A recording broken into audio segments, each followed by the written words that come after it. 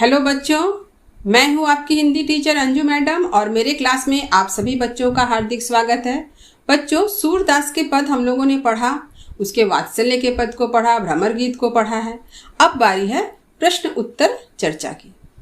प्रश्न उत्तर चर्चा आरंभ करने से पूर्व मैं आप लोगों से कहना चाहती हूँ कि जिन बच्चों ने अभी तक मेरा कोई वीडियो नहीं देखा है, जो अभी अभी नए नए क्लास में आए हैं, वो बच्चे डिस्क्रिप्शन बॉक्स में जाएं, क्योंकि वहाँ पर मैंने सारे पाठ से संबंधित वीडियो का लिंक दे रखा है।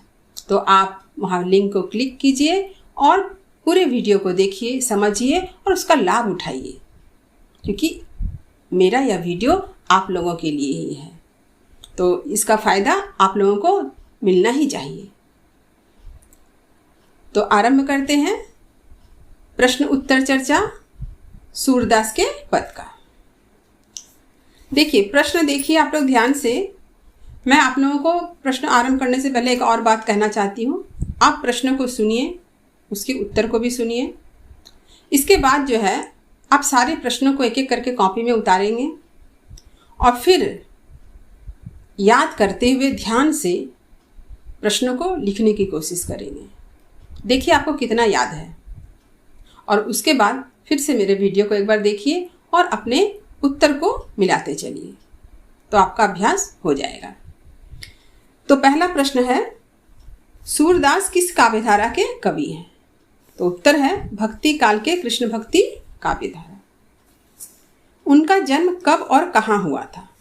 उनका जन्म संवत 1540 यानी 1483 ईस्वी को सिही नामक ग्राम में।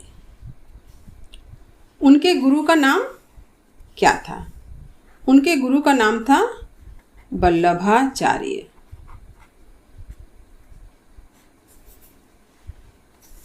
उनकी प्रमुख रचनाएं कौन कौन सी हैं? तो उनकी प्रमुख रचनाएं हैं सूरसागर, सूरसारावली और साहित्य लहरी। सूरसागर ही में उनका बाल वर्णन, भ्रमर गीत सब कुछ है।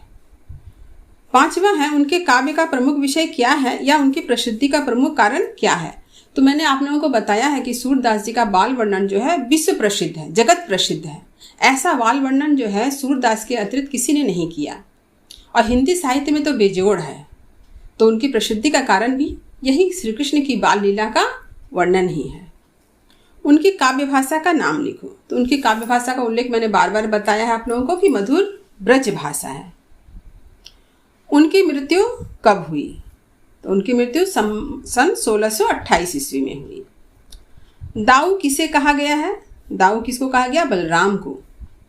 दाऊ किसे खिजा रहे हैं यानी चिढ़ा रहे हैं या गुस्सा दिला रहे हैं? तो दाऊ गुस्सा दिला रहे हैं श्री कृष्ण को। बालक श्री कृष्ण दाऊ के किस बात से क्रोधित है, यानी श्री कृष्ण भाई को जो गुस्सा आया है बलराम की बातों से, किस बात पर? दाऊ के इस बात से कि माता यशोदा ने तुम्हें खरीद कर लाया है, उन्हें जन्म नहीं दिया है। कि बलराम बार बार क्या कहते हैं कि तुम्हें यशोदा माँ ने खरीद के लाया है, तुम्हें जन्म नहीं दिया। इसी बात को सुन करके श्री कृष्ण जो है क्रोधित हो जाते हैं। ये बहुत ही स्वाभाविक बात है। किसी बच्चे को अगर यह बात कही जाती है तो उसे सच में बहुत क्रोध आता है। इसीलिए सूरदास जी का जो बाल वर्णन को कहा जाता है ना, बहुत स्वाभाविक वर्णन, बहुत सजीव वर्णन इसीलिए कहा गया है। कि साधारणतः आप भी देखिएगा, किसी बच्चे को अगर ये बात कह दीजिए कि तुम्हें तो खरीद कर लाया गया है, तुम इस घर के बच्चे नहीं हो, तो देखो कि बच्चा गुस्सा से मारने पीटने लगता है, बोलने वाले को ही क्रोधित हो जाता है। ठीक कृष्ण की दशा भी ऐसी ही है। दाऊ श्री कृष्ण को बार बार क्या कहते हैं? अब गुस्सा तो दिला दिया, अब बार बार क्या कहते हैं? दाऊ बार बार यह कहते हैं कि कौन तुम्हारे माता है और पिता है, क्योंकि कारण भी बता रहा है, यशोदा माता और नंद बाबा दोनों गोरे हैं, तो तुम्हारे शरीर का रंग सांवला क्यों है? अब ऐसा तर्क देते हैं बलराम कि यशोदा माँ गोरी है, नंद बाबा गोरे हैं, तो कृष्ण का शरीर का रंग सांवला क्यों है? तो वाकई में कृष्ण को तो गुस्सा आ रहा है, बहुत चिढ़ जा रहे हैं। बालक श्री कृष्ण की बातों को सुनकर यशोदा माँ की क्या प्रतिक्रिया होती है? साधारणतः माँ क्या करती है? माँ को हंसी आ जाती है ना। बच्चे जब ऐसी प्रतिक्रिया करते हैं, ऐसे गुस्साते हैं, तो माँ की यही प्रतिक्रिया होती है कि माँ को हंसी आ जाती है, मन ही मन आनंदित होती है। तो यशोदा माँ भी मन ही मन आनंदित हो रही है। यशोदा माँ कृष्ण से क्या कहती है? अब कृष्ण को दुलार करना है, समझाना है, तो यशोदा माँ क्या कह रही है यशोदा माँ बालक कृष्ण से कहती है कि बलराम जन्म से ही चालाक है। मैं गोधन यानी गाय की सौगंध खाकर कहती हूँ कि मैं ही तुम्हारी माता हूँ और तुम ही मेरे पुत्र हो।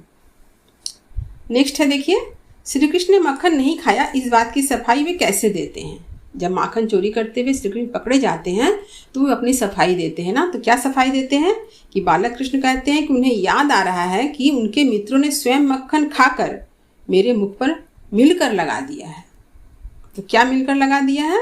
मिलकर मक्खन लगा दिया है ना, कि उनके मित्रों ने मक्खन खा लिया और सबने मिलकर श्री कृष्ण के मुख पर क्या लगा दिया? मक्खन लगा दिया, ताकि चोर किसे समझा जाए? श्री कृष्ण को समझा जाए। साथ ही बाल कृष्ण यानी बालक कृष्ण और क्या प्रमाण देते हैं अपनी सफाई में, और क्या क्या बातें कहते हैं। तो बालक कृष्ण कहते हैं कि तुम्हें यशोदा माँ ने मक्खन के यशोदा माँ से कह रहे हैं कि तुमने तो मक्खन के बर्तन को काफ़ी ऊंचे पर लटका कर रखा है, तो उसके छोटे छोटे हाथ वहाँ तक कैसे पहुँच पाएगा। यानी ये कह रहे हैं कि मक्खन तो बहुत ऊंचे पर लटका के रखा गया है, तो श्री कृष्ण का हाथ तो बहुत छोटा है, तो वहां ऊंचाई तक कैसे जाएगा। यशोदा माँ कब बालक कृष्ण को गले से लगा लेती है? तो जब बालक कृष्ण बड़ी ही चतुरता से अपने मुख में लगे दही को पोंछ लेते हैं और दोनों पीठ पीछे छिपा लेते हैं। यह देखकर यशोदा मुस्कुरा देती है और बालकृष्ण को गले से लगा लेती है। तो आपने अर्थ में पढ़ा ही है कि श्री कृष्ण जब अपनी सफाई में कहते हैं तभी वो दिखाते हैं छीके की तरफ कि देखो छीका कितना ऊंचा लटका हुआ। तो यशोदा माँ का ध्यान छीका की तरफ चला जाता है और इसी बीच श्री कृष्ण चालाकी से क्या करते हैं? अपना मुंह में लगे मक्खन को भी पोंछ लेते हैं और दोनों को भी पीठ पीछे छिपा लेते हैं। इसे यशोदा माँ देख लेती है और कृष्ण की इस चालाकी पर उसे हंसी आ जाती है और वो कृष्ण को देखकर मुस्कुरा उठती है और उसे गले से लगा लेती है। कृष्ण की भक्ति सहज रूप से किन्हें प्राप्त है? तो कृष्ण की भक्ति सहज रूप से यशोदा माँ को ही प्राप्त है। अब देखिए भ्रमर गीत। भ्रमर गीत क्या है ये मैंने आपको लिखवा भी दिया है, फिर भी बता रही हूँ। भ्रमर को संबोधित करके लिखे गए गीत, यही है भ्रमर गीत। और इसका उल्लेख कहाँ मिलता है इसको भी मैंने बता दिया, सूर सागर के 10वें स्कंद में भ्रमर गीत का उल्लेख मिलता है। उद्धव कौन है यह भी मैंने बता दिया है, फिर भी लिखा दे रही हूँ। उद्धव कौन है? कृष्ण के मित्र हैं। वे मथुरा से कृष्ण के आदेश पर योग संदेश देने गोकुल आए हैं। अगला क्वेश्चन, गोपियों का मन उनके पास क्यों नहीं है? गोपियां जब कहती है कि उनका मन उसके पास नहीं है, उद्धव मन नहीं हाथ हमारे, तो क्यों कहती है? क्योंकि गोपियों का कहना है कि जब श्री कृष्ण रथ पर चढ़कर मथुरा चले गए तो उनका मन भी किसके साथ चला गया है? श्री कृष्ण के साथ रथ पर चढ़कर कहाँ चला गया? मथुरा चला गया है। अब देखिए, गोपियां योग के संदेश को कब ग्रहण करेगी? यानी योग का उपदेश उद्धव दे रहे हैं लेकिन गोपियों के पास मन उनका नहीं है, तो इसीलिए कहा है कब ग्रहण करेगी। तो क्या तर्क देती है? यदि गोपियों को उनका मन वापस मिल जाए, क्योंकि गोपियों का मन श्री कृष्ण के पास चला गया है। अतः गोपियों का मन जब उन्हें वापस मिल जाएगा तब गोपियां उद्धव के द्वारा लाए गए योग संदेश को ग्रहण कर लेगी। मधुवन क्या है? यह मैंने बताया। मधुवन क्या है? गोकुल का एक जंगल है। गोपियां मधुवन से क्या कहती है? तो गोपियां मधुवन से कहती है कि श्री कृष्ण के चले जाने के दुख से, बिछड़ जाने के दुख से, वियोग के दुख से तुम्हें जल जाना चाहिए, लेकिन तुम जले नहीं, तुम हरे भरे हो ना। हरा भरा माने आनंदित। हरे भरे का अर्थ क्या होता है? आनंदित ना, याद रखिएगा।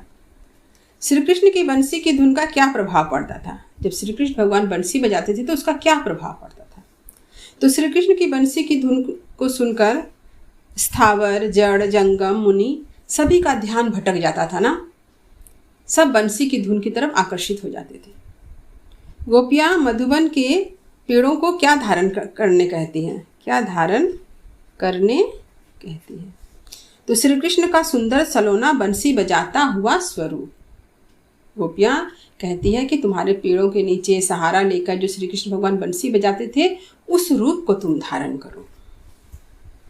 दवानल का क्या अर्थ है? देखिए, दवानल का अर्थ में हमने बता दिया आपको पहले, फिर भी बता रही हूँ। जंगल में लगने वाली आग को दवानल कहते हैं। साधारणतः आग 3 प्रकार का बताया जाता है मुख्य रूप से। जैसे पहला तो दवानल आप जान गए, जंगल में लगने वाली आग। दूसरा जठराग्नि, जठराग्नि ने पेट में लगने वाली आग। ये तीनों आग जो है बहुत भयंकर होती है। जैसे जंगल में लगने वाली आग को बुझाया नहीं जा सकता है, ठीक पेट में लगने वाली आग भी बहुत भयंकर होती है, क्योंकि भूख ऐसी चीज है जो अच्छे खासे ईमानदार को भी क्या बना देती है, गद्दार बना देती है ना। तो भूख ऐसी ही चीज है। और सुवाड़वाग्नि, ये कहते हैं समुद्र में लगने वाली आग, जिसके कारण सुनामी आया था। जब समुद्र के नीचे ज्वालामुखी फटता है यानी आग लगती है तो सुनामी बनकर हम लोगों को महाप्रलय मचा देती है हम सबके ऊपर। अब देखिए विरह दवानल में कौन सा अलंकार है। विरह दवानल में रूपक अलंकार है। ये आप अलंकार को आप नहीं जानते हैं, फिर भी इतना जान लीजिए कि ये रूपक अलंकार है। उपमेय को उपमान मान लिया जाता है। तो कैसे, जैसे समझिए विरह है उपमेय, ठीक, दवानल है उपमान, यानी यहाँ पर विरह को ही दवानल मान लिया गया, यानी दुख को ही आग मान लिया गया है, इसीलिए यहाँ पर रूपक अलंकार है। अब चलिए कुछ बड़े प्रश्नों को देखिए जो आप खुद लिखेंगे। आपको जो मैंने अर्थ बताया है उसके आधार पर ही आपको उत्तर लिखना है। पहला है सूरदास की भक्ति भावना पर प्रकाश डालें। दूसरा है सूरदास जी का बाल वर्णन अद्वितीय है, इस कथन को सूरदास पाठ के आधार पर प्रमाणित करें। देखिए दोनों प्रश्न का उत्तर किंतु बहुत ही सहज है।